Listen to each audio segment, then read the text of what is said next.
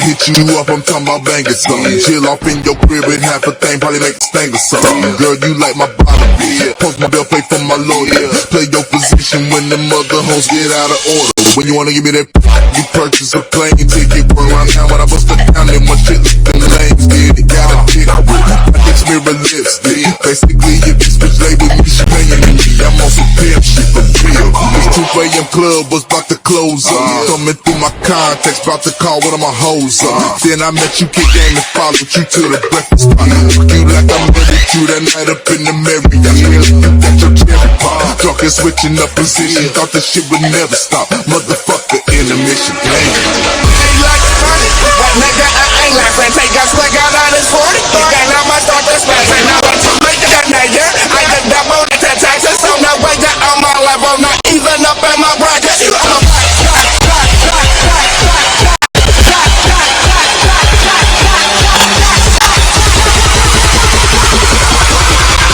I'm getting money, you don't see that shit every day.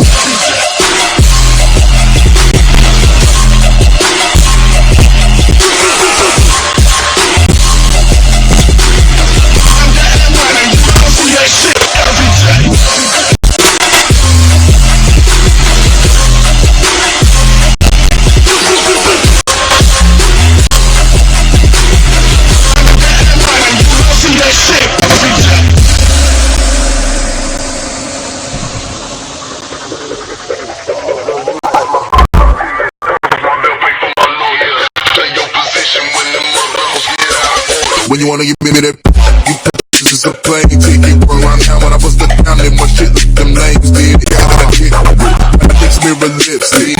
Basically, if this bitch lay with me, she paying me. I'm on some pimp shit for real. This 2 AM club was about to close up. Coming through my contacts, about to call one of my hoes up. When I hit you up, I'm talking about banging something. Chill off in your crib with half a thing, probably make a sting or something. Girl, you like my body, post my bill, pay for my lawyer. Play your position when the mother hoes get out of order. When you wanna give me that, you purchase a plane ticket. Run around town when I bust it down, then my shit look them lanes. Did it, got a chick with I get mirror lipstick. Basically, if this bitch lay with me, she paying me. I'm on some pimp shit for real. This 2 AM club was about to close up. Coming through my contacts, about to call one of my hoes up. Then I met you, kick game and followed you to the breakfast spot. You like I'm ready to that night up in the Marriott. You got your cherry pop. Drunk and switching up position. Thought this shit would never stop. Motherfucker in the mission. Ain't like funny, but nigga, I ain't laughing. Take a swig out on this 40. Then I'ma start to smash. Now I'm too late that nigga. I just doubled the taxes, so no way that on my level. Not even up in my bracket.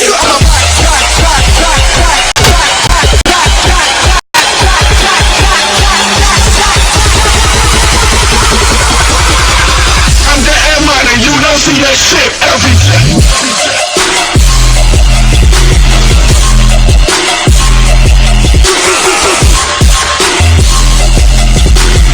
I'm getting money, you don't see that shit every day.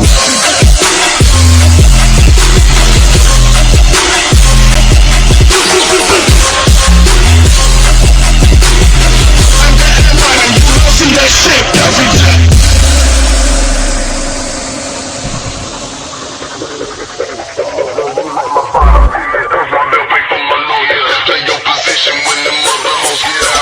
When you wanna give me that, you purchase a plane ticket. Run around town when I bust it down, then my shit look them lanes. Did it, got a chick with I get mirror lipstick. Basically, if this bitch lay with me, she paying me. I'm on some pimp shit for real. This 2 AM club was about to close up. Coming through my contacts, about to call one of my hoes up. When I hit you up, I'm talking about banging something. Chill off in your crib with half a thing, probably make a sting or something. Girl, you like my body, post my bill, pay for my lawyer. Play your position when the mother hoes get out of order. When you wanna give me that, you purchase a plane ticket. Run around town when I bust it down, then my shit look them lanes. Did it, got a chick with I get mirror lipstick. Basically, if this bitch lay with me, she paying me. I'm on some pimp shit for real. This 2 AM club was about to close up. Coming through my contacts, about to call one of my hoes up. Then I met you, kick game and followed you to the breakfast spot. You like I'm ready to that night up in the Marriott. You got your cherry pop. Drunk and switching up position. Thought this shit would never stop. Motherfucker in the mission. Ain't like funny, but nigga, I ain't laughing. take a swig out of this 40. Then I'ma start to smash it. Now what to make a nigga? I can double that to taxes. So no way that on my level, not even up in my bracket. You on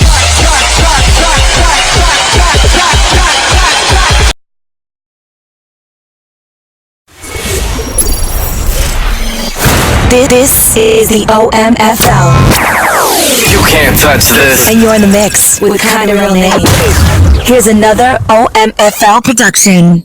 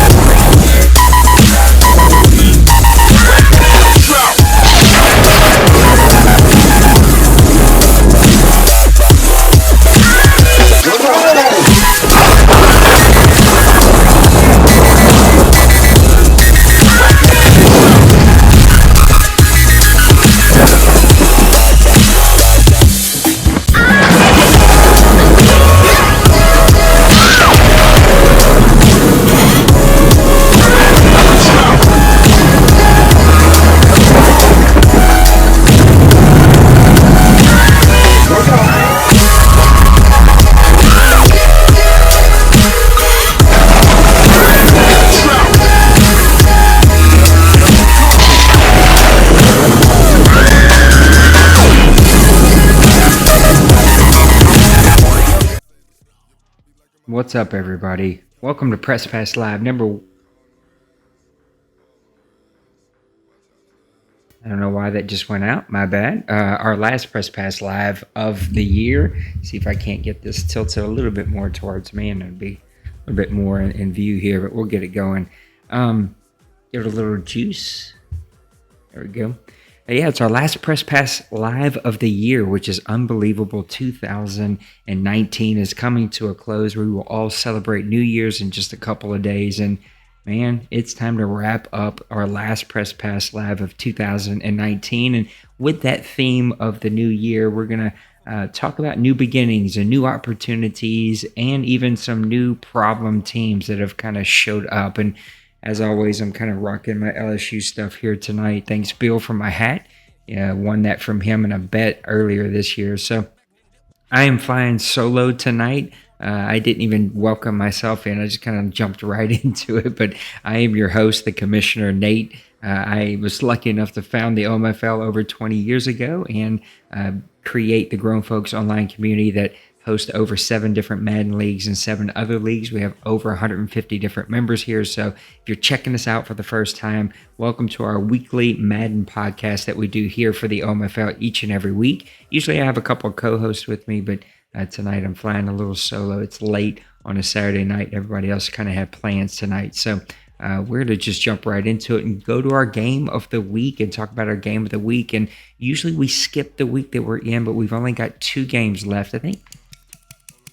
Yeah, only 2 games left, Giants and Broncos, and then Saints and Falcons. And I just didn't want to skip one of the games that I got to do this week. So the Lions and the Packers are going to be my game of the week. I actually got to call this game with commentary, so go check that out. I'll make sure that I add the link in the description, but I got to do a game with commentary, and there's a bunch of good games going on that day. And honestly, I didn't think this was going to be one of them. I thought that this might be a blowout one way or the other. I thought this one could get ugly pretty quickly, and it did get ugly in its spots. But man, it also got really, really entertaining. You can see 479 offensive yards for the Lions, 438 offensive yards for the Green Bay Packers. It was a complete back and forth, all passing yards, almost 335 to 339, 20 first downs to 15 first downs. You can see here it was 20 unanswered points by Green Bay, and then another 20 unanswered points by the Detroit Lions. And so it's just kind of this back and forth type of game that was just really crazy to watch. 6 turnovers for the Green Bay Packers, 4 turnovers for the Detroit Lions. And yeah, I really encourage everybody to go back and watch this game if you haven't got to see it, just because you'll see me kind of rant and rave about why teams who struggle in this league with consistency, why they struggle and why I feel like they struggle. These 2 teams really showed that throughout this game. They struggled with just doing the consistent things that really, really good teams do well in this league, and neither one of these teams did that well in this game. We had 1 4th down conversion for the Green Bay Packers. Only all these yards, all these first downs. There was only 5 3rd-down conversions for the Detroit Lions, only 3 for the Green Bay Packers. And you can see the 26 minutes to 17 minutes in the time of possession that kind of wore on the Green Bay Packers late. So the way this one kind of ended was it was a back and forth. Detroit jumps out early. They look like they have the game in handle. And then all of a sudden, Green Bay comes roaring back with some bad Detroit Lions play calling, something that kind of left the head scratching. Green Bay comes back 20 unanswered points, takes a large lead into halftime, comes back after halftime, puts up more points to really extend that lead. And to be honest, I thought that the game was going to be over at that point. Luckily, the Detroit Lions didn't get in their own head. They fought, they battled back. Their quarterback O'Neal really made some great throws down the stretch and came back, gets a game winner, has the lead with, I think, 1 minute, or 1:09 left to go. Green Bay drives the field within 3 or 4, maybe 5 plays tops. They hit a long bomb down to their receiver for a long touchdown. St. Brown, I think is his name. We'll look at his stats here in just a minute. He takes the lead with 13 seconds left, goes into overtime. Both of these teams back and forth. Green Bay gets the ball, throws a pick six. Unbelievable. That's how Detroit wins. But it kind of, to me, that's how it probably should have ended because there was no other way to end. I don't know why my hat's all funky-fied tonight. My bad. It just kind of is what it is. I'm not here to fashion show it. Rodgers struggled. Like, he had these moments of unbelievable passes and making big plays, and then he had moments where he really struggled with his decision making. 4 touchdowns but 6 interceptions. 4 of those came to one player, Slay. Darius Slay was X-factored most of this game. He picked on Aaron Rodgers the entire game, it seemed. He just couldn't seem to stop throwing picks to Slay. No matter what he tried to do, he kept throwing picks back and forth, back and forth, back and forth. So it really was a struggle for his team, and Aaron Rodgers was the cusp of that struggle. O'Neal really played well for a rookie.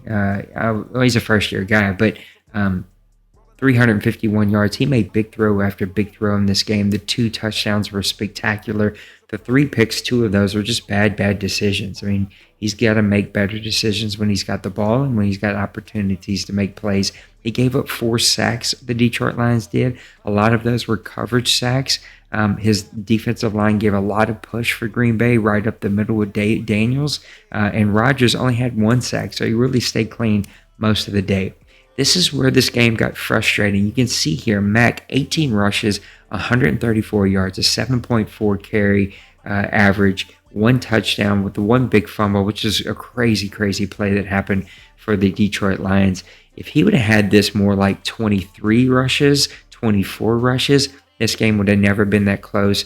The Detroit Lions would have probably ran away in a blowout. They really had this game in tow, but got away from Mack, started putting the ball in O'Neal's hands. He started turning the ball over. Jones, 13 carries for 76 yards. Again, a little frustrating because he only had 13 carries. He was averaging 5.8 yards a carry. His backups, 4.7, 4.3. These guys were just gashing Detroit right up the middle. Jones had a really long run. I think it might show it on here. Yeah, long of 34 for a touchdown. It was like right up the middle. He wasn't even touched. And so you want to see these teams get back to giving their players that are making plays, give them the ball more often. Chew that clock. Let that run set up the pass. And that's what Detroit was doing early. And for some reason, they just got away from it. And it ended up burning them pretty good. Receiving, Galloway had a tremendous day today. I mean, he seemed to be catching everything no matter who was around him. He had 10 catches for 189 yards, 1 touchdown on the day, but he had a couple like over double coverage and triple coverage. Eifert was making big plays for Green Bay here, 5 for 107. Hockerson making big plays. That's why he's a Pro Bowler, 7 for 88 with a touchdown. And then Fowler had a pretty quiet day, 5 for 81 for no touchdowns and a 16.2 average. That's way below what he's averaged so far this year, and he was really getting shut down. Here's the thing, though. Adams, 4 for 76, was making big plays early in this game, but then Slay got X-factored. It really shut him down. They were able to play zone coverage and double coverage on Fowler, and that's what opened things up for Eifert. But Green Bay didn't just adjust as quick as you probably expected them to do. looking at some defensive stats before we get out of here. Savage Jr. played outstanding for them. This guy seemed to be all over the field making plays. But here, King was the guy that made a couple big interceptions. And I know Slay's on here. Here he is. 2 tackles, 3 assists for 5 total, and then 4 massive interceptions that were in big pivot key moments of the game when Green Bay had an opportunity to kind of put their foot on the gas, put their foot on the throat, so to speak, whatever sports analogy you want to use, and really put this game away. And it just seemed like no matter what, he was trying to get the ball to Fowler. You could feel him itching for that. Like Fowler only had 2 catches, I think, in the first, 2, maybe 2.5, 2 3/4 of the game. And then all of a sudden you can see he start trying to push the ball to Fowler. And that's when Slay was covering him, and we get some pretty easy picks. So that was my game of the week, a good battle between 2 NFC North teams. The Lions really needed that win to keep pace with the Chicago Bears. And the Packers really needed that win if they were going to turn the season into something that they were proud of and something that they could really sink their teeth in and like really start to turn things around. They weren't able to do that, and it was because of the decision-making of Rodgers, because really this game took a hard swing, and he could have easily just ran that clock out, made some smarter plays at Rodgers, put this game away. Same could have been said for Detroit, who jumped out to the early lead. They both kind of just went back and forth. It was just one of those really weird games to watch, entertaining games to watch, but one that probably doesn't do well for the stomach and heart for either one of these owners. So a good game of the week, and that was really fun to watch. Before we get out of here and move on to our next subject, I want to talk about some of our partners that we have here at the OMFL. Sorry that this takes so long. There's kind of no way around it, but I like to make a quick shout out to all of the people that kind of sponsor us here. See if we can pull this up. Here's a list of our partners that sponsor with us in a variety of ways. We're going to talk about our first one, Daddy Leagues. DaddyLeagues.com. You need to go visit his website. Daddy Leagues is the premier place to host your Daddy Leagues website for Madden 20, Madden 21, probably Madden forever. Hopefully Poppy keeps this thing going forever. It's the key place to keep for stats, even for articles, for power rankings, for games of the week, if you want standings, anything and everything that you want tracked.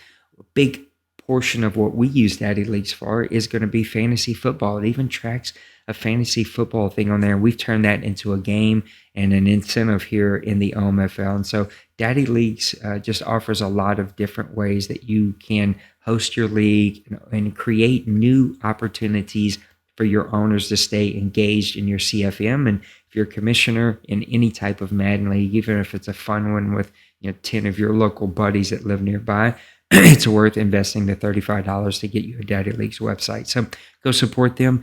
Check out our web postings on their forum. You'll see that we have over like 50,000 views. It's been up for a couple of years, and it's something that I kind of take pride in, that it is a premier way for us to advertise for the OMFL and make sure that we're finding the best owners to come and be a part of our community and be a part of our league.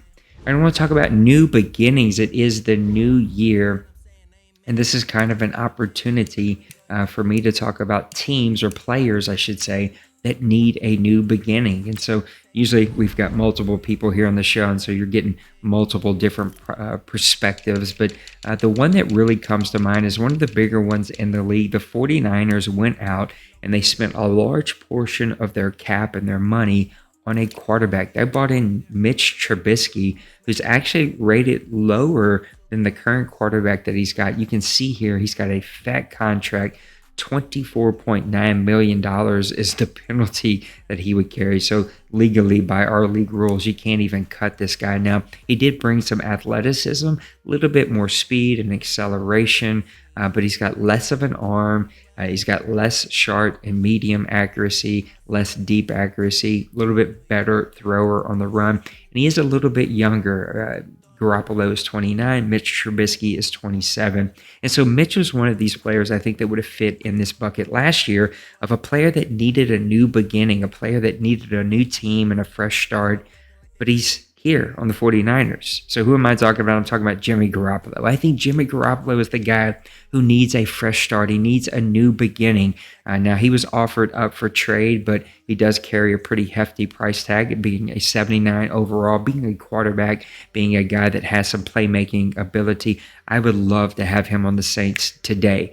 Tried to make something happen. I just didn't have enough ammo in the bucket. I couldn't afford to trade the players and take the cap hit that it was going to take. And so hopefully I can make a run at him this offseason if he's out there.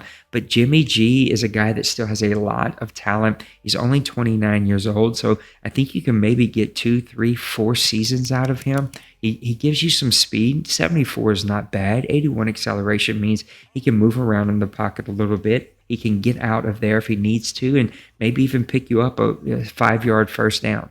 As somebody who had Drew Brees for a long time, who was way less than 74 speed, trust me, he can pick up a first down from time to time when you catch a team in zone. Jimmy G can do that for you, and he can do that pretty well. His 90 throwing power is going to put him towards the top in this league as quarterbacks with the bigger arm. This guy's got a cannon still at 90. He can still make every throw at 90 short. 83 medium, that could use a little work, but that could be easily added to and adjusted with. It's some 83 deep accuracy, in my opinion, is plenty big enough. I mean, he's pretty accurate with the deep accuracy. So to me, Jimmy G really has everything. You can even see he adds in a 76 break sack. So from occasionally he'll get pressure, he's going to break out of it and be able to make a play for you. He's got the 85 play action, so he's really good in play action.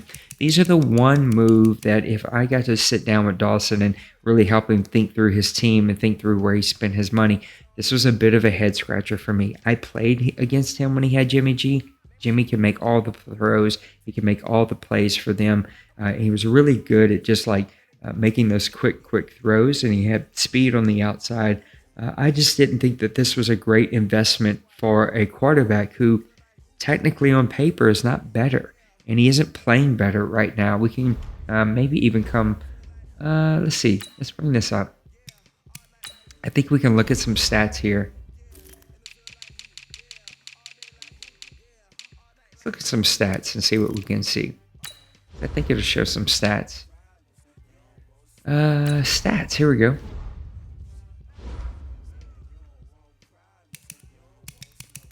All right, so you can see this past year, he still was a 3,000-yard passer.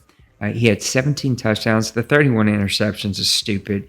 In his last 2 seasons, you can see those numbers are pretty high. But like as an owner, you got to kind of take some of that on yourself. He was sacked a lot, so it shows you that I probably needed to invest that money into the offensive line. But he had 64 completion percentage with an 8.2 completion or yards per attempt in every attempt that he threw, and 187 yards a game. That number's pretty low, but you could work on those things. This guy could still play, and I think his stats kind of back that up. Let's compare it to what Mitch Trubisky's doing right now. We'll even see last year's on Mitch Trubisky. So this year so far, 80.9, so a little bit better than what Jimmy had last year. 1,500 yards already, but the 9 touchdowns, 11 interceptions, that ratio is closer, but they're still high on that interceptions. 62%, the same as Jimmy G. 8.5, actually a little lower than what Jimmy G had last year. 19 sacks already this year. We still have a half a season plus to play. He's already given up 19 sacks, which tells you that he should have invested some into that offensive line. His yards per game are much better, but it's also a much smaller sampling size. Now, if we look at what he did last year, he did have a better year than Jimmy G last year. He had 3,300 yards, 14 touchdowns, only 18 picks.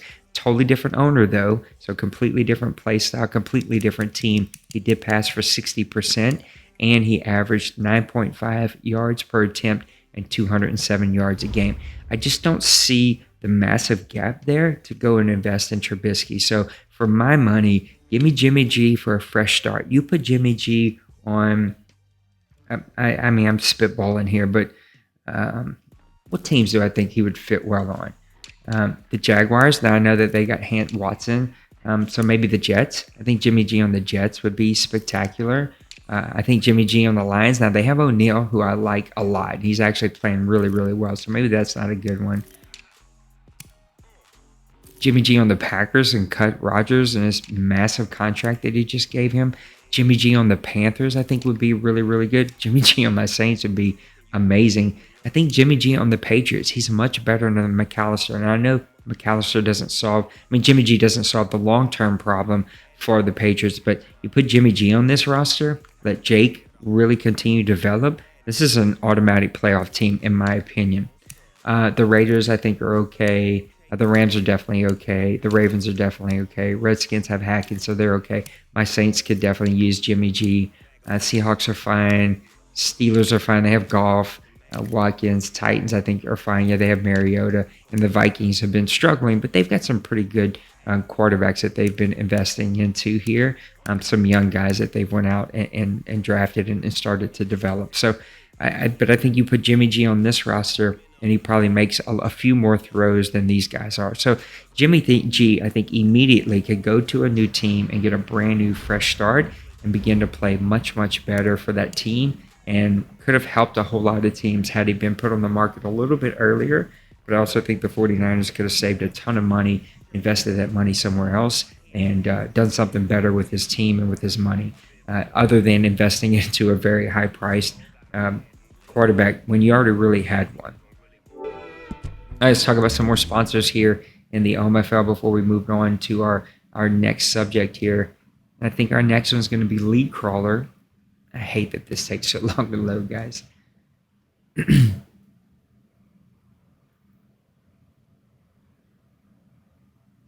Yep, it is Lead Crawler. So Matt over at Lead Crawler has created this amazing website. I talk about it each and every week, and I know a lot of people are like, well, why do you talk about these guys? I want to support what they're doing, right? And we get a lot of views on our videos. We get a lot of new people checking out our content, and a lot of people in the community checking out our content. And I want to make sure that they know the people who support us and people who they should be supporting. And I think every owner here in the OMFL, every owner that plays in a Madden League here in the Grown Folks Online community should be supporting League Crawler, leaguecrawler.com. Matt is one of the more great guys that we have in the Madden community. He's super supportive. He's super friendly. He's always willing to go out of his way. He's always trying to be creative and create something new, and doesn't get nearly the credit that he should for what he has created at leaguecrawler.com.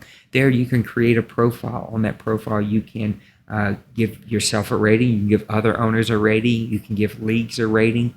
Leagues can give you a rating, and so it helps leagues and owners be able to kind of get through the muck and the mire of what's bad and ugly out there, and really find the places that fit their style and fit what they're looking for. So leaguecrawler.com, go support Matt. LeagueCrawlerTV.tv is one of the cooler communities that you can go and watch Madden games from all over the place. Different leagues sign up for different portions, and weekly they're hosted on LeagueCrawler.tv. We used to be hosted there, but kind of moved to a more set schedule, and we don't have a set schedule that we can ever do anything. And so LeagueCrawler.tv, go and support them and make sure that you let Matt know how much we appreciate him. All right, let's move to new opportunities. Now, this is going to be something new. Again, it's the new year, and so we want to look at what new opportunities could be out there for different teams. Here in the chat today, they had this interesting conversation, and I'll be honest with you, I moved that conversation to the boardroom with some different ideas that came out of that conversation in the main chat. This is an idea I've chewed on for a long time, and I can let you know now, it seems like the board's going to probably shoot it all down. I don't know that the board will ever fully support my ideas. If I ever do something, I may have to just do it.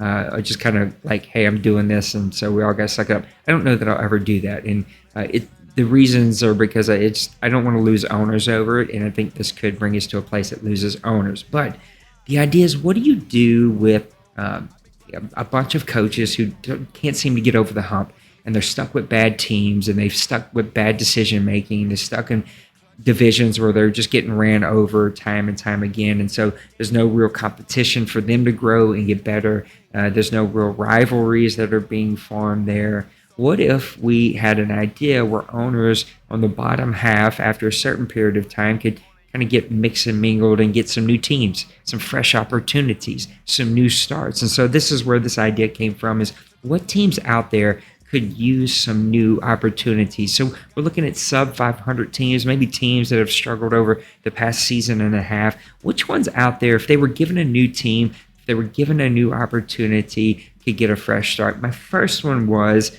to think about Dawson and the 49ers. Now, this is an easy one. He's sitting at 0-7. He's pretty frustrated, and I feel that, and we want to help him, and we're trying to help him figure it out. But I'm telling you, I used to play in Dawson's division when he was the Rams, and he was a completely dominant player. He was in the NFC Championship game. He pushed in the playoffs. He was always one of the top defensive teams. I just think with the 49ers, he's made a couple of bad throws. I think he's allowed Madden 19 to still be stuck in his head. And so Madden 19 was not a game that he enjoyed. And he's still kind of living off the bad fumes from Madden 19 into Madden 20. And I think he's made some bad decisions around the quarterback scenario. I think he thought Trubisky was going to step in and all of a sudden solve all of his problems. But that's not what makes Dawson a good player. What makes Dawson a good player is a tremendous defense, which he still has. He's only given up 186 points against through 7 games. That's a really good stretch. Let's even look at it. I bet you it puts him towards the top half of the league. And these teams are stupid, but 186 is still going to put him...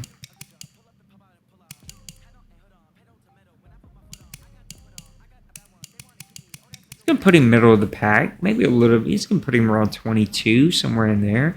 But this is still a good team, right? And I just think that with a fresh start, if he had a fresh opportunity to go to a new team, my bad. I hate that I'm on camera for this stuff. I can't even play it off. If he was given a fresh team, if he's given a brand new opportunity to go to a new team and try to start all over again with a really solid defense, a great running game, and a quarterback that can make a few throws, if he could change that mindset and change his playbook and change how he thinks about his program and how he thinks about his play style and his play calling, then I think he'd be a much better start. But we've talked about the 49ers tonight, so I didn't want to use a ton of time on them. And so I'm going to talk about one that I really think could use a brand new fresh start, and that's Priest and the Packers. Now, Priest and the Packers have been, I don't know even how to say this, like an up and down team, but mostly down. I mean, just to be honest, he's been one of those teams that have always been in the bottom half of the league, outside of maybe a handful of games where he played pretty good and made a deep run and even made the playoffs, I think, a couple times. But overall, a guy that knows how to draft pretty well, knows how to build a pretty good offense and find offensive weapons, but really struggles with play calling, really struggles with pushing the ball where it shouldn't be pushed, and really struggles with defense and keeping really good defensive players around him and around his team. This is just a guy that I think you took him off his favorite team. You gave Dawson his favorite team. Dawson, I think, would immediately be playing much better. But you take Priest off of the Packers. You give him a team that he actually has, no love for. I think immediately he starts to play much better. I think immediately he starts to win because I think there's no personal love connection to some of these players that he holds on to, like an Aaron Rodgers, which I think has been his downfall because he tries to put the ball in triple, quadruple. He put it in 6-person. I don't even know what you would call that. Sextuplet? Oh, that's twins. I don't know what you call that. 6-person coverage the other day against the Lions. It was the craziest thing ever. So I think if you move him to a different team where he isn't so tied, that fresh start would be good for him. Get him into a division where maybe he can compete a little bit more, maybe get a taste for winning. I think he'd start to care a little bit more. I think that's some of Priest's deal, that he's just super laid back. If you ever talk to him, play with him, hear him, he's so laid back that he doesn't care. And so that's why he doesn't care about throwing in triple coverage and quadruple coverage. He doesn't care if he throws 50 interceptions because he actually doesn't care all that much about winning. He just wants to have fun and put up a bunch of big numbers and go draft really well. So I just think that the Packers could use a fresh start. I'd love to see Dawson as the Packers. I think him having his team would make him not hate this game as much. It would make him maybe hang in there a little bit longer. And I think with Priest in a new team that maybe he would just take his time a little bit longer and really start to build up a solid team. So my new opportunities team would be the Green Bay Packers. I'd love to see Green Bay give up his favorite team. It'll never happen. I doubt it would ever happen, but one could dream and one could wish that that could happen. All right, we're getting close to the end here. Let me talk about our Xbox partners, Mr. Soden over at SodenBowl.com. So Soden Bowl is a Madden league. They've been on one of our shows before, and he's let us interview him before. So he kind of told his entire history about how Soden Bowl became like a buddy league to this real large Xbox league. Again, they put out some of the best graphics, some of the best video, some of the best content that you'll see in the Madden community. And they, along with a couple of other guys out there, really pushed us to step up our game and try to get where we are today. And they've just been a good partner. I don't know how much of our stuff that they help push out there if anybody's here from Southern Bowl, but we make sure to try to push their stuff as often as we see it because it's really good stuff. And anytime somebody comes to us and goes, "Oh, you're a PlayStation only community. I only have an Xbox. I didn't see that part." We send them over to Southern Bowl. I know a few of our guys here played there. I think one of our guys actually quit playing PlayStation and just went there and plays on Xbox. Hope they're having a good time with him. But anyway, there are Xbox One partners. I hope that you guys support them. Go check out some of their content. Anytime you see their tweets, their likes, their YouTubes, any of their stuff, just support what they're doing. Leave them some comments and support anything that they've got out there because anytime we support really, really great content for this community as a whole, I think it puts more eyes on it. The more eyes that are on it, hopefully the more Madden will take note and hopefully give us a little bit more attention about what we need, what we want as a CFM community. All right, now we're going to move to our last one before we get to the mailbag, and that's called New Solutions. Well, what the hell is a new solution? Well, this was an idea of who is out there as a rookie player in this league, and this isn't a good way to, there's actually no good way to look at rookies. Let's see, I don't think that we're at awards yet. Oh, that's not what I wanted. But what rookies are out there are new solutions in this league, guys that you better pay attention to because if you don't pay attention to them, they're going to burn you. So actually, the yearly awards are not up just yet. Yeah, I think that's the only place to actually see them. Yeah, it is. So let's see if we can find some guys on here. This is the one area that I was hoping to have time to research and actually didn't have a whole lot of time to research. I can tell you right now who the quarterback's going to be, and that's going to be the Detroit Lions. But you better take note of what Jake McAllister and the Patriots are doing. He knows how to build players really well. He's been on all 22 many, many times. I played against this kid. He makes some really good throws. He makes some knucklehead throws. You'll get that with a rookie. But I really, really like what this kid over what the Detroit Lions is doing. I guess it's just because I watched him. He's not a rookie, I know, but this is his.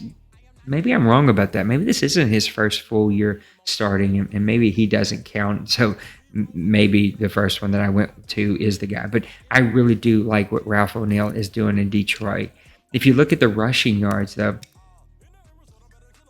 you can see Smash just talked about him right here. There's some good running backs out there. Hines, 105 carries, 541 yards. He was our kind of like stud halfback last year. Breda, I don't know how you say his name, 100 for 810 yards. Elliott, 107 for 750 yards. This rookie is number 3.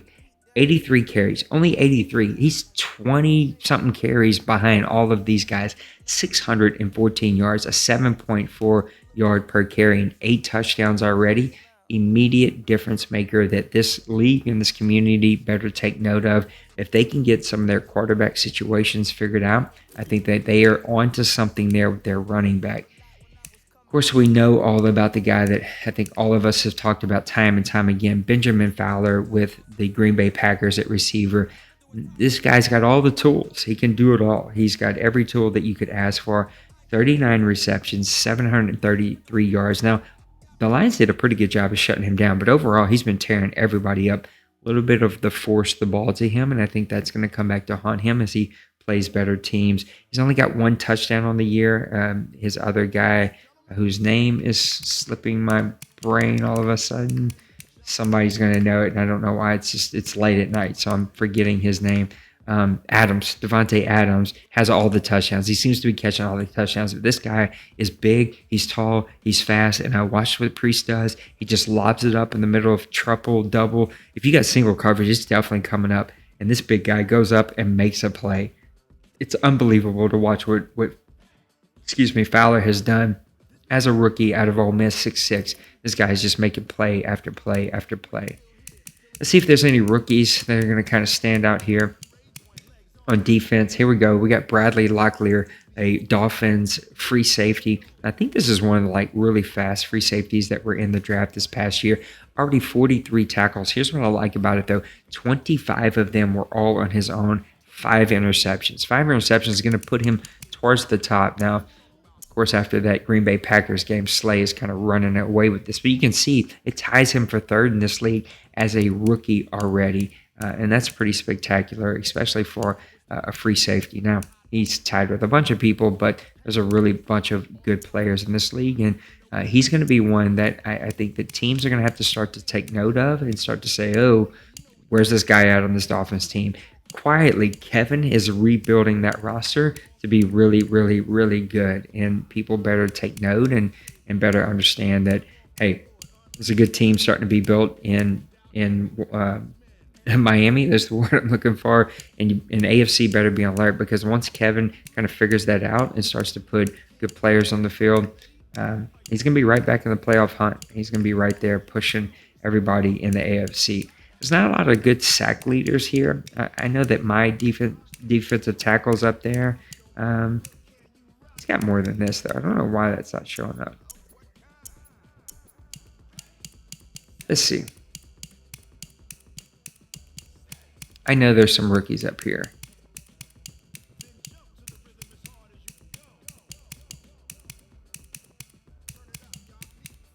Just because I want to say that, it's not going to show any. Let's see if I can pull it up on my phone real quick. Because I know we got some defensive tackle and defensive end rookies that I wanted to hit on really fast before we move into the last section.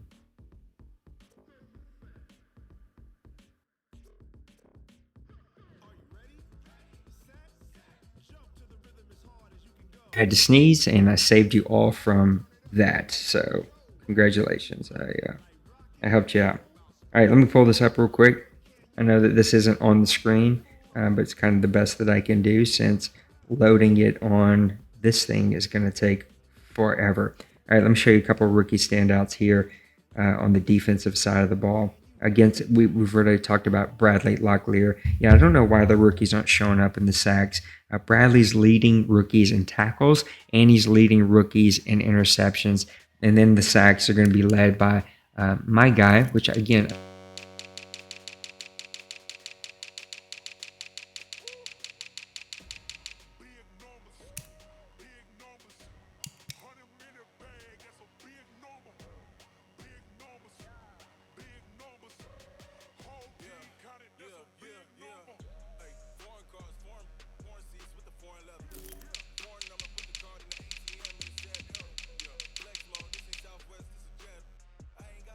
I don't know why this kind of went real low all of a sudden, but talking about the Miami Dolphins and building a lot of really great talent over there. Watch this kid right here, Solomon Stinson. This was a left end. I loved him. I had my eye on him. I think he got him in maybe like the 2nd or 3rd round, somewhere like that. 11 tackles, 13 assists, 24 tackles total, 8 of those for loss and 4 sacks. So this guy's coming off the end for the Miami Dolphins and making plays. He's got his free safety in the back making plays for him. Miami Dolphins are slowly putting together a really, really good team. And I can't wait to kind of see what they continue to do and how they continue to rebuild this roster. All right, that's going to bring us to our last, I think our last partner. Maybe, or maybe we've already talked about all of our partners, and maybe it's just mail time already. Let's see, we talked about Daddy Leagues, we talked about League Crawler, we talked about Selden Bowl. Let's see who else we got out here. Shotmaster. I knew that there was one more. So Mr. Shotmaster is, again, a lot like Matt with League Crawler, just one of the better guys in the community, in the league. I really like him a lot.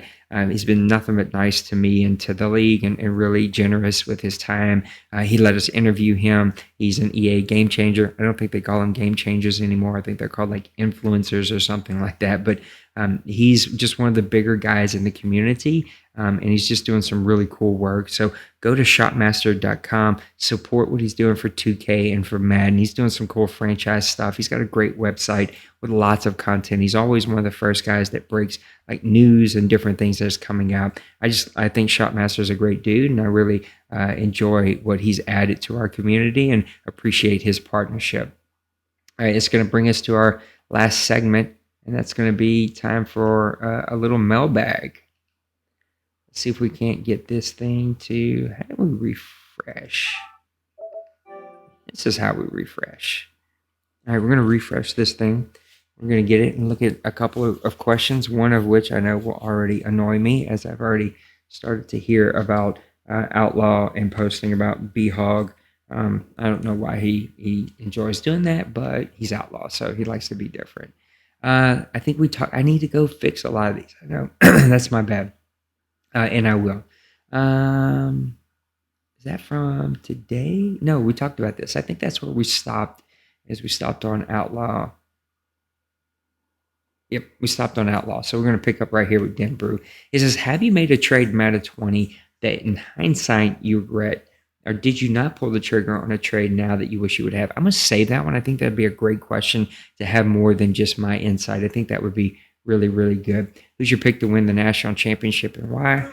I don't know. You tell me. I don't know why my hat looks so freaking big on camera. It's not that big in real life, I promise you. Maybe just because I got this freaking stupid lid flipped. I too love Joe Burrows. That's not a question. I too love him, and I hate that he's going to be a Cincinnati Bengal here pretty soon, and you guys are going to ruin him. Sorry, Cincinnati Bengals fans, but that's what's going to happen. So, I mean, I could sit here and I just don't see anybody stopping that offense. Watching the two teams tonight before I turned it off, I was like, neither one of those teams are going to keep pace, and to beat LSU, that's the only way. You got to keep pace.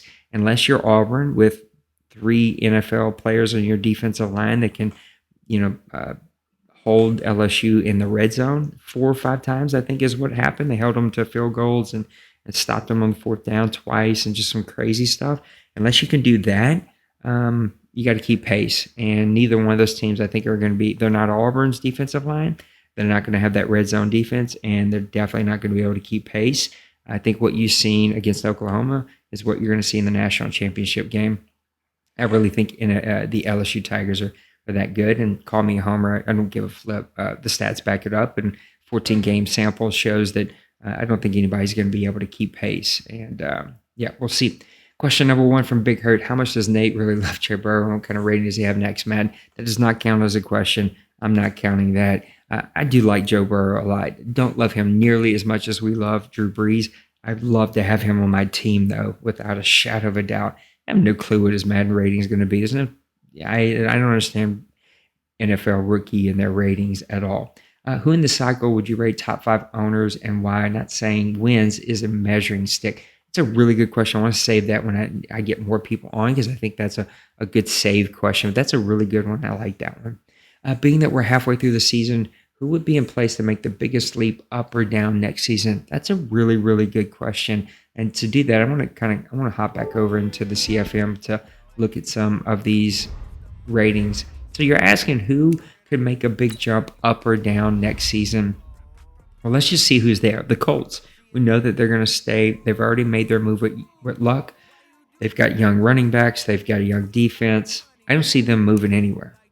I think the Falcons always have potential to dip down. You're never quite sure what's going to happen, but I think the D-Money has continued to figure out ways to use our rules to his benefit and keep his players good as long as possible. I do think that his team is getting old quick, and that's going to come back to haunt him. I don't know that he's drafted really well, and even if he's drafted superbly, when you're drafting 32 each and every year, if you guys would stop giving him freaking high picks, there's only so much that you can do there. I think he has some potential, but he's such a great player. I just don't see him making a big leap back. Maybe he's not super elite and blowing everybody out, but I think he's still a top 10 coach in this league. I think he's probably the best play caller in this league. And so that's going to keep him towards the top 5 in this league. Titans at 5-1. I think that there's some opportunity to step back here. I think they're invested into a quarterback who's not getting younger. I think they've got an aging defense. I think the Titans have the biggest chance, as well as the Cowboys, to take a step back next season. I think my Saints do as well. I do have a young defense, but that offense is struggling. And I don't have a quarterback. And until you get a really good, strong-arm quarterback, we'll just kind of have to see exactly what happens. Let's talk about some teams that could leap up. Let's talk about some teams I think that could make a leap forward. I'm always going to support Dawson and the 49ers. I know what he has in him. I know what his team has in it. I think that he has the biggest opportunity. Maybe not top 10, maybe not top 5, but definitely in top 15. I think he does. Pepper can always turn it on. He's got young quarterback in Daniel. He's got the young running back in Saquon. He's rebuilding that defense. He's got opportunity, if he can stay out of his own head, to start to make plays. He's in a really good division with really good owners, and that's going to hurt him. But Pepper's a good player. He can turn things around. Texans and Savante is going to take some time. I don't see that happening anytime soon. Raiders and Broncos are two weird teams. Sometimes they play really well and they make a deep push. Sometimes they fade away like they are right now. So you never really know what you're going to get from them. I'm never going to put all of my nuts in that bag, so to speak. The Bills, I think, always have an opportunity if Outlaw can kind of get out of his own head. I don't know if that's ever going to happen. But here's the team that I've talked a lot about that I think has the biggest chance. I'll even say the Panthers in here. And I guess if you count the Jets, they're 2-4, but they're always up there. These 4 teams, Dolphins, Panthers, Jets, Patriots, these are really good teams. And I don't even know if you would count the Jets and Patriots because I don't necessarily think they've taken a step back. I think sometimes you just have a couple of bad games. It's the holidays. You're not focused. But the Panthers and Dolphins are definitely 2 teams that have been in the back for a while that I definitely see taking a leap by next year. I think you're talking about 2 top 10 teams here, 2 teams that will compete, and maybe there with the Panthers, right? If he's taking a step forward and the Falcons just take like half a step back, maybe there's some opportunity there for him to make some noise and make some plays. So that's a good question, and I think that there's definitely some teams there that have the opportunity to go and make some noise and make a leap for it. I don't know how many will take a step back. I think you just never know what's going to happen there and who's going to take a step back and who won't take a step back. All right, let's see what kind of questions we have here to wrap things up.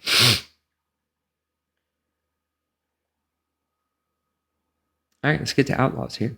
Who has a team draft for next Madden been disgusting? Has a team draft? I'm not going to really count that as a question. It's been discussed. It will probably be voluntary like we did last year. Not really a question, though. And Outlaw, you're actually pretty good at questions, so expect a better question than that. Who's the best rookie from this last draft? I think we started to talk about that. I really like the quarterback for the Patriots, whose name is slipping my brain all of a sudden. The Bears, I think, by far has had the best player overall. Now, a lot of people could talk about the Packers receiver, but he's being force-fed the ball. He's coming with a lot of interceptions. He's coming with a stud quarterback. I don't know that the Bears have a stud offensive line, but yet we see his running back is making a lot of plays for him. And so you got to kind of give him the nod and say, well, he's probably one of the better rookies that we've seen come out of draft class in quite some time. So I would go with the Bears in that one. And I think a couple of the defensive players have potential, especially that Dolphins safety with 5 interceptions already. He definitely has potential to be one of those players. And then offensive line, you never know. There's some really good offensive line that came out. There's not really a whole lot of sexy stats or so to speak that you can talk about. It takes a lot of homework at least to go find out about them. Why do so many of the drafted rookie offensive linemen have normal development, make it hard to build them? Anything we could do about it? There's nothing we can do about it.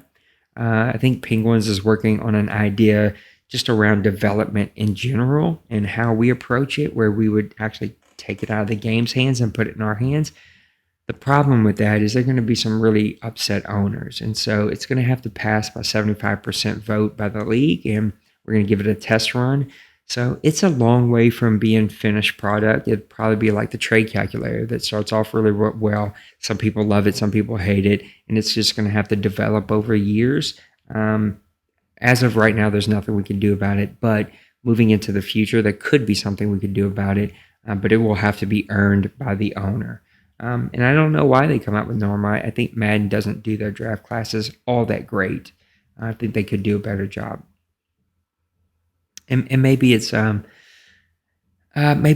that I could do a little something about, but I don't want to start getting into editing too much, if that makes sense. I think that I keep my head way above water here, and I've earned enough respect here that I don't think anybody would ever, accuse me of cheating. I think my drafts show that I'm just like everybody else.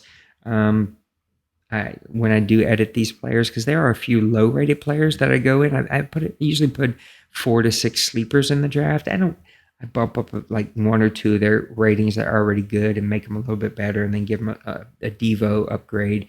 I don't write names down. I don't draft it. I don't even remember 5 minutes after I do them. But we start talking about like top-rated offensive line, giving them some like star and superstar developments and stuff. I don't know. That just kind of goes into a slippery slope. I also don't know that it's untrue that they all have normal development. I don't know that that's true, to be honest, because I'm starting to think I have an offensive lineman that has superstar development that Rob actually helped me pick up off of the streets that he found. So I'm pretty sure there's some out there. I would agree with you. A lot of them are going to be normal, but a lot of players are normal. Cincy, will Big Hurt get rolled on by D Money? All this chalk that has been, with all this chat talk, he has been talking on him. Yes. There's no way that the Panthers and Big Hurt don't get rolled. In another season, maybe we can talk. I don't see anybody not getting rolled by D Money unless his team starts taking some massive steps backwards. But guys, he's winning with freaking Freeman and Matt Ryan and a 55-year-old Julio Jones. He's got great players, and great players with a great play caller is going to be really tough to beat. Dwayne, how do you build your team? Offense first, defensive first, skill positions over trench warriors. Biggest team surprises getting bad this season. I'm going to save the second one, and I'll kind of tackle the first one. I need to go through and update this tomorrow. So somebody send me a reminder to do this. I think a couple of things. I think that my team building has changed over the years. I used to build through the draft in a lot of trades. For some reason, the past like 2-3 Maddens, my teams have not been sexy to trade with. And so a lot of guys have not traded with me. It's been really hard to find good trades. I think some teams are really good about finding out what they need and going out and hustling and figuring that out. Oh, good. We're playing Clemson. Yay, LSU. That's going to be a blowout. I just personally think that. Maybe not. I could be totally wrong. But I do see that maybe getting ugly. So I've kind of had to shift that to, you kind of have what you got.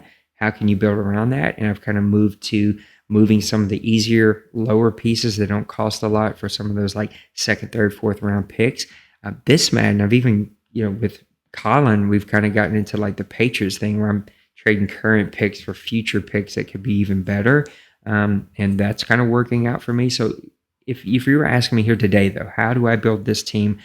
100%, it's in the trenches. I'm going offensive and defensive line, 100%. That's where I'm going. Yes, the skill positions are sexy.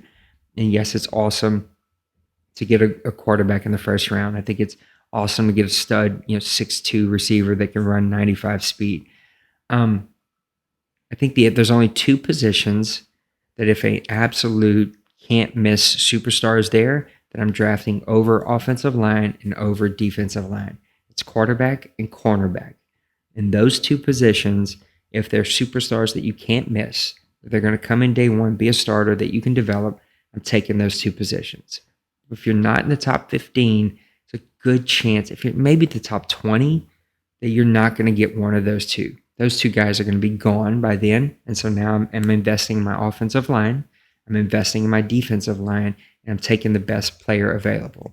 And that means that if I have an offensive lineman that's ranked second round, and I have a defensive end ranked in the first round, I'm taking the defensive end, right? Even if I don't need him, even if I got to move other pieces around, kind of fell into that bucket this year where Cam Jordan had to move out to outside linebacker in a 3-4 because there was no place for him on the defensive line to get all my best players on the field at the same time, and it was worth that investment. So every team's got to have a quarterback. So if you have an opportunity to draft a quarterback, go do that. If not, if there's an opportunity for like a superstar, I'm talking 92 plus speed, 80s coverage, both man and zone, I'll give you like 78, 79 in one of those areas. A lot of speed, cornerback that can cover. You go draft those two skill positions. Wide receiver, I'm not drafting until second plus rounds. Running back, third plus rounds. When we start talking about linebackers and safeties and things like that, tight ends, we're looking at late second, third round on, right? Or kind of like best player. Like if I already got a good team and I'm just taking best player and one of those guys fall there, then you just kind of take the best player. But if you're drafting for need, if you're a low team that doesn't have a great defensive line and doesn't have a great offensive line, you're not going to win in this league. Even if you go get Patrick Mahomes, if you don't have a great offensive line or a great defensive line to stop somebody, you're not going to win in this league. Yes, you got to have the Patrick Mahomes on your team somewhere at some time, but you better build those two front lines. And until you do that, you're not really going to win this in this league. And so I go trench warriors first, using your words. Unless there's quarterback or cornerback, and then I'm going with one of those. All right, let's talk about our last thing here, and that's just us, grownfolksoc.com. This is our website, grownfolksoc.com. There's a brand new All-22 that's out there. I was lucky enough to get Rob. Yeah, Rob came on and talked about how to rebuild lower-rated teams. And so All-22 is kind of our experts, OMFL experts, coming on and sharing like a 15 to 35-minute podcast of their expertise and their perspective on where they do something really, really well. And so I feel like Rob is really good at rebuilding rosters and how you should look at rosters, how you should take the pieces that you already have and start to add to those pieces. So he came on with me and we had a great discussion about his Cardinals and kind of how he approached that and how he started to rebuild that team. So go check that out. There's a lot of really great content out there. The TFL and the Deuce have some new owners that are pumping out content left and right. I'm constantly putting out PUBG and golf content constantly. We used to have a WWE league that used to put out a ton of content. So there's tons of really, really good stuff. Our Twitter is super duper active. So do us a favor. Go follow our Twitter. You can find it up here. You can find our Twitch right here. I know it's an Instagram icon, but they didn't have a Twitch icon, so we use what we got. Our YouTube page. Make sure you give us some subscriptions, some likes. We want comments during our shows. We want you to come view it. We have applied to be a Twitch affiliate. They've invited us to apply, and so we applied for that last week. And that means you guys got to come support the stuff that we're putting out, or we're not going to stay a Twitch affiliate. So keep supporting us. Download that Twitch app so you can easily get to it, or just use Discord. You can get straight to it from the Discord app and support what we're doing. We want to see you chatting. Thanks for Cincy Berg, who I know has been chatting throughout the night here with me tonight. It's been a whole lot of fun to have you on here. And we just want you to come and support our website and support what we're doing. There's tons of leagues here. I can just talk about a few really quick before we get out of here. The NBC has probably been the longest second league that we've had here.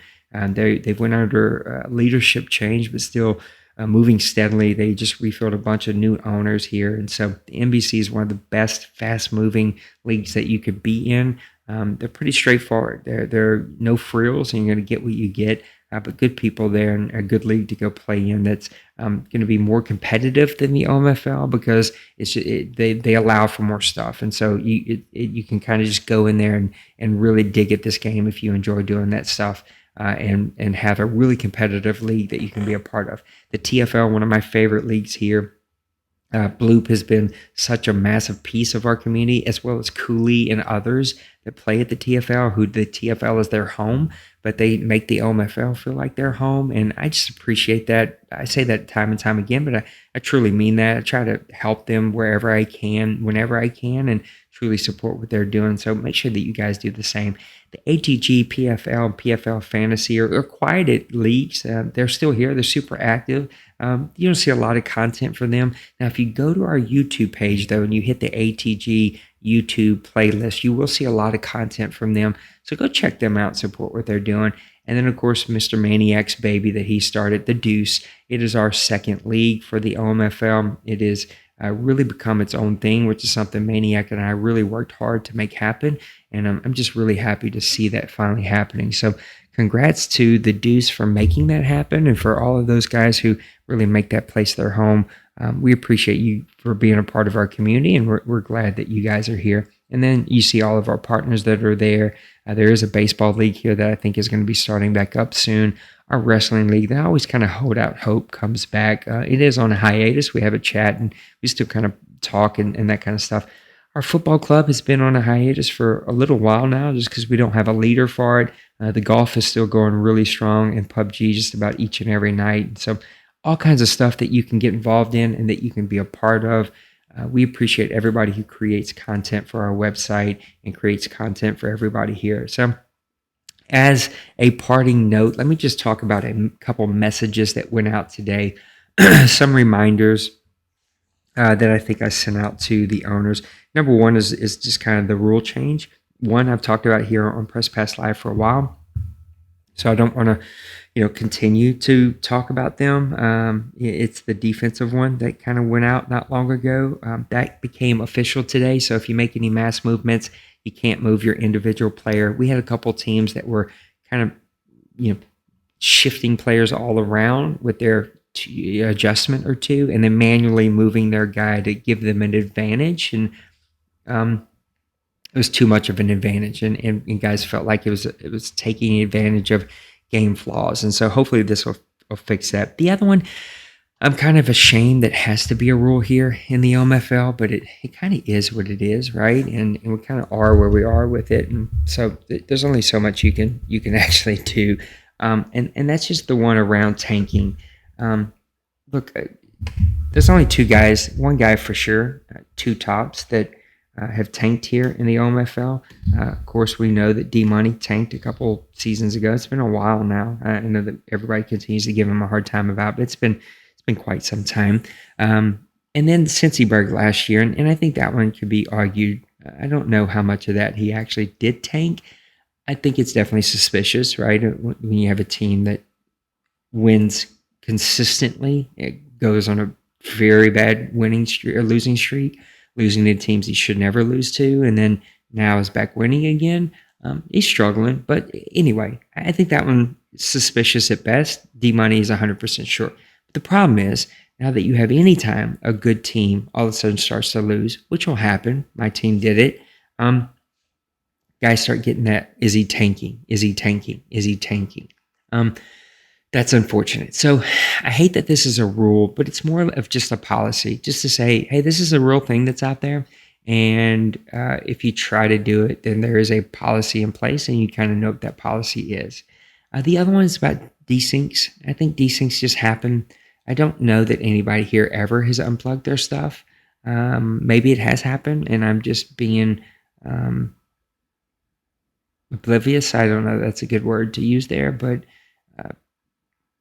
I just don't think that it happens. But we're asking that you do everything in your power to make sure it doesn't happen. Go out there, reset your stuff before you play, and make sure that we get a good, solid opportunity to get games done. And that way, if we have a desync, we know we've done everything in our power to make sure that those are not happening. And then finally, the other things are just around rule reminders. I'm watching a lot of games where I'm seeing three things a lot of the same play calls on offense. Double Zero, and I talked about it. I commentated his game. You'll hear me talk about it. I've seen that freaking double post at least 3, maybe 4 or 5 times.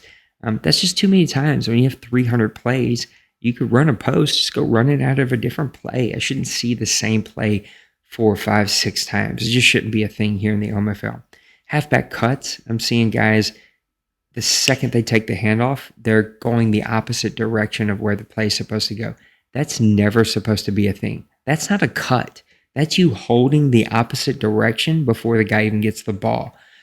That just takes advantage of a lot of flaws. Your guy moves unlike any other human should move, and it shouldn't be a thing.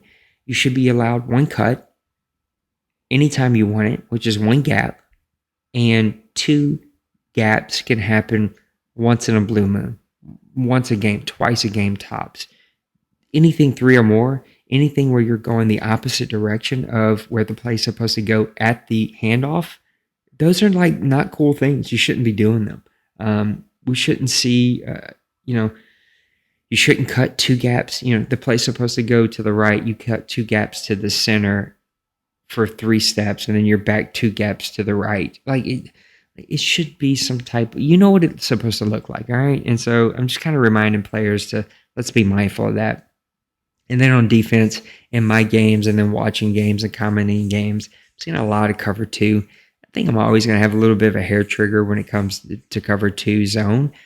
It's not nearly as overpowered as it used to be, so I don't think it's as big of a problem. It's why we don't get as many complaints about it. But I'm definitely seeing a lot of cover 2 often. And we just shouldn't see the same like back-to-back plays. It shouldn't be like cover 2 followed by cover 2 zone blitz. Like, no, like mix it up. Do better. Be better. Find other plays. Run the cover 2 blitz in 3 plays or something like that. Run a different type of blitz. And the problem is guys are like, they love running that cover 2 zone blitz because they're getting pressure, but you're still covering everything short. So if the quarterback tries to get it out early, they don't have it, because we know if you try to throw it long, you're probably using the safety and you can get over there and make a play. So in other words, you've created a play that can't be beat in FPR standards. And I just hate when guys start to use FPR standards as a way to get an advantage. FPR is supposed to even the playing field. That's what it stands for, fair play rules. It's a rule set to make sure that games are fair and played evenly, where strategic and game play calling and team building means something, and player ratings means something. Not that you can call the right plays and use the right advantages in the league rules to your advantage to create plays that can't be beat. And that's my problem, is that user players get a user speed burst that you don't see CPU players getting. If you user the safety, you play cover 2, you're either A, are going to get there with a great defensive line really fast, which means the quarterback can't get it out fast. B, you're playing a zone blitz on the cover 2, and so you're sending extra heat, which is going to get there really fast, which means the quarterback's got to get it out fast. If you're playing the cover 2 zone, it's going to take away slants and drags. And now if I try to run a fly route on you, if I try to run a comeback route on you, and you're using the safety and you bite on a play action, or you bite upwards to take away like a middle zone play, you can recover the fly. You can recover the streak, the 9, whatever you're going to call that route, or you can come back and make up for that comeback route. And so I just, again, I don't like it. It's not that you shouldn't call it. It's not that I don't expect it to be called a couple times a game. I just hate when I start seeing cover 2 three times in a row. I hate when I start seeing it 7, 8, 9, 10 times a game. I hate when I see it 4 times in a row in the goal line, red zone, right, in that tight area. I just think that we could be better, and we should be better. All right, this is going to bring us an end to our Press Pass Live. Number 156 is in the books, our last one for 2019. It's sad that I am doing this one alone. I wish that we had other people here. I miss my buddy Dwayne and Maniac being on the show. Even though Maniac was being a bit of a troll, I know that you played innocent and said you weren't, and maybe even got your feelings hurt by me. Don't get your feelings hurt by me. I'm just trolling you back, but you know you like to troll my Tigers. Anyway, I miss my guys being on the show. Bloop was busy tonight. Rob was busy tonight. Even Bill was going to take a chance and be the only guy on the show, but he had some things come up, so he couldn't do it last minute. But we'll get Bill on the next one. I'm just excited about what 2020 is going to bring. I do think this is a good game, and I do think it plays really well, and it's much better than 18 or 19 ever was. Yes, it has its flaws. Yes, it has its weird areas, but I just hope that the group that's with us now stays. I do expect some turnover. We always have some turnover in March to June when those guys who were hanging on by a thread just finally say, hey, it's warm outside. I got better things to do at my time. I'm out of here. And then come August, September, October, they start to get the itch again. And we miss those guys. And so we welcome them back. Hopefully that doesn't happen and everybody sticks here. But I know that Maniac and that team has been growing some really great guys in the Deuce. And we will have some exciting guys to call up. But for the TFL guys, again, I just want to show my appreciation to all of you for making the OMFL not feel like a second league to you. I do appreciate it, even though Cooley was talking bad about some of our gameplay the other day. Tisk on you guys who don't play right when you play Cooley. And thanks to all the OMFL guys and guys who've stuck with us for a long time, and the board who puts up with me and puts up with my crazy ideas and the load of work that comes with running this league, much less running the whole community. So it's been a pleasure, and I'm excited about 2020. Can't see what it brings. And it is midnight, which means we're going to wrap this show up. Thank you guys for tuning in, for watching the show. God bless you this week. Have a great and safe new year. We'll see you in 2020 next weekend for another Press Pass Live. Number 157 will come to you live, hopefully with some co-hosts. So until then, have fun playing your games. Have a great new year. Enjoy your family and friends. Be safe. God bless you. Have a great one. Peace.